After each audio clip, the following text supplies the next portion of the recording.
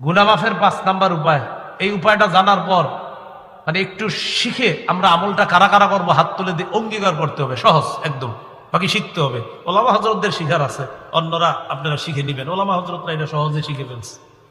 বলেন আজান দেওয়া, আজান দেওয়া তো বিশুদ্ধভাবে সব আলেমরা পারে। যাদের আজান শুদ্ধ নাই তারা বিশুদ্ধভাবে আজানটা শিখা এই এলাকার কোনো মসজিদে গিয়ে চান্স নিবেন, মুয়াজ্জিন সাহেব গিয়ে বলবেন আজকে আমার একটু চান্স দেন। কেন? আল্লাহ রাসূল হাদিসে বলছে আজানের আওয়াজ যতটুকু যায় ততটুকু মাফ করে দেওয়া হয়েছে।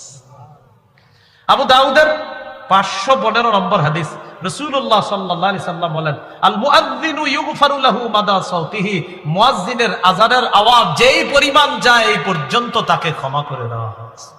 ওয়া ইয়াশহাদু লাহু কুল্লু রাতবিন ওয়া ইয়াবিস, মুয়াজ্জিনের আওয়াজ যতটুকু যায় এই জায়গার মধ্যে যত শুষ্ক ভিজা যা কিছু আছে কিয়ামতের মাঠে সবকিছু মুয়াজ্জিনের পক্ষে আল্লাহর কাছে সাক্ষী দিবে।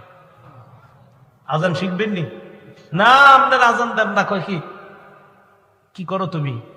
তো উনিও লজ্জায় করে আমি মুয়াজ্জিনি করি, মানে মুয়াজ্জিনি এটা লজ্জা। নাউজুবিল্লাহ, দেখছেন আমি এক মসজিদের মুয়াজ্জিন। তো মুয়াজ্জিন মানে আপনি তো গর্বের সাথে বলবেন মুয়াজ্জিন। আল্লাহ কোরআনে বলছে ওমান আহসানু কাওলাম মিম্মান দাআ ইলাল্লাহ, ওই ব্যক্তির চেয়ে উত্তম কথা আর কার যে মানুষকে আল্লাহর দিকে ডাকে।